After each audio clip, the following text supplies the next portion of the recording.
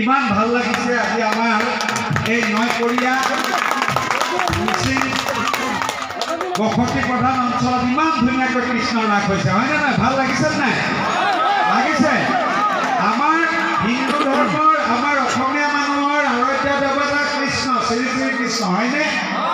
আজি সেই কৃষ্টি সংস্কৃতিক আপোনালোকে ইমান ধুনীয়াকৈ এই নয়পৰীয়া অঞ্চলত আগবঢ়াই গৈছে মোৰে মনটো ভাল লাগি গৈছে আজি 3 দিন মই ৰাস গৈ আছোঁ ইমান মানুহ কোনো ৰাসত হোৱা নাই সেইকাৰণে বেছি ভাল লাগে এই ৰাসৰ জৰিয়তে যাতে সমাজত অশুভ শক্তি নাইকিয়া হয় শান্তি সমৃদ্ধি সকলোৰে মাজত থাকে তাৰে মই কামনা কৰিছোঁ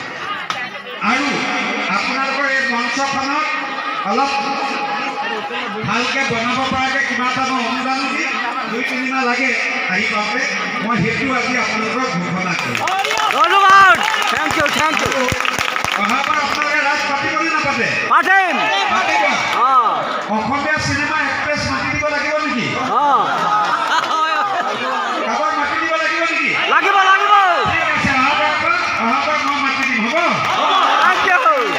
যিদিনা এক্ট্ৰেছ মাতিম সেইদিনাখন পইচা নল'ব ফ্ৰী হ'ব নে নহয় এদিন ঠিক আছে হ'ব লাগিব হ'ব